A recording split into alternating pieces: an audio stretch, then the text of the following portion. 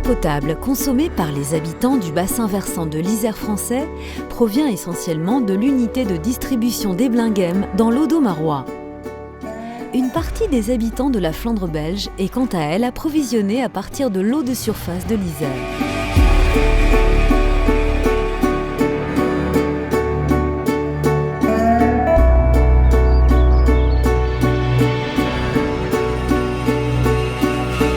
On se trouve sur un de nos plus grands sites de production d'eau potable. La quantité d'eau produite par an, c'est 10 millions de mètres cubes, donc 10 milliards de litres, et qui alimente donc plus de 80 000 foyers, donc plus de 2 à 300 000 personnes en eau potable.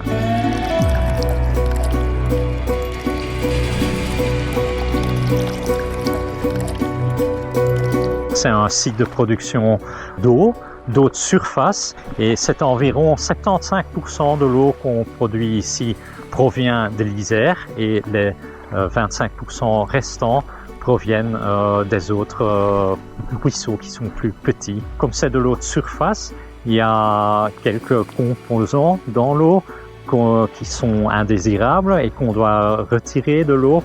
Et donc on a un centre de traitement qui est assez développé pour enlever tous ces substances qui n'ont pas leur place dans l'eau potable. Et tout ça pour garantir une qualité de l'eau chez tous nos clients. Le prix au consommateur pour la production et la distribution de l'eau potable, c'est environ 1,8 € par mètre cube.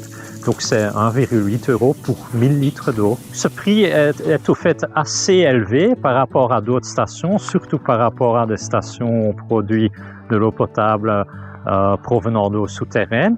Et c'est dû au traitement.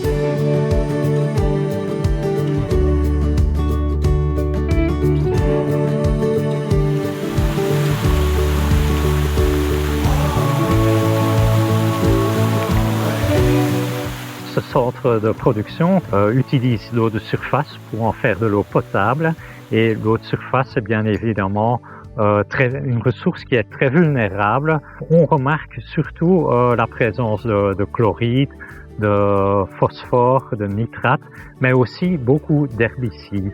Donc ce sont des produits phytosanitaires qui sont utilisés et qui peuvent se retrouver, si elles sont mal utilisées, dans les eaux de surface. Et les dernières années, on remarque de plus en plus de substances. On mise aussi beaucoup évidemment sur la protection de la ressource qui est très importante. Avec le secteur agricole, entre autres, en Belgique, on est en étroite collaboration pour sensibiliser les agriculteurs pour éviter que ces produits ne se retrouvent dans les eaux de surface. Parce qu'évidemment, si on peut empêcher que ces produits se retrouvent dans l'eau de surface, on aura plus de marge de manœuvre pour pomper l'eau de l'Isère vers notre bassin de stockage.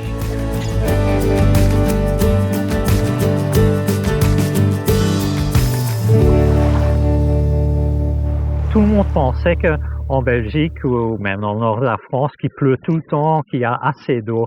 Mais au fait, la réalité, elle est complètement différente. On se retrouve dans une région où il n'y a pas beaucoup d'eau de disponible. Chaque goutte d'eau compte et doit être préservée.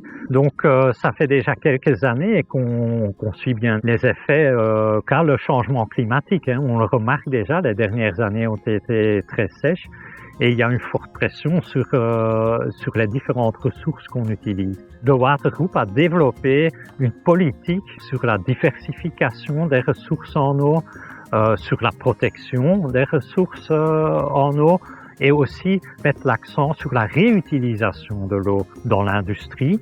Comme ça, ils ont moins besoin d'eau de surface. Ils réutilisent plusieurs fois leur eau dans différents process dans leurs installations.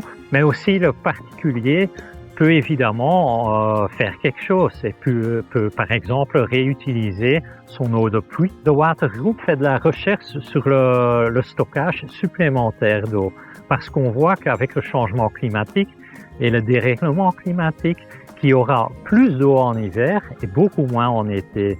Donc si on peut stocker cette eau qu'il y a en surplus en hiver pour l'utiliser en été, c'est bien aussi.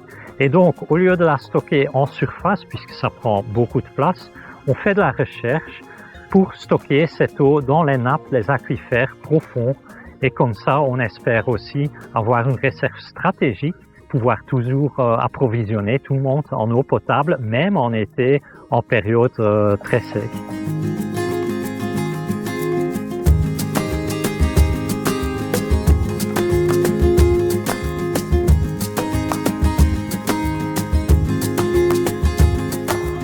Nous sommes tous acteurs de l'eau.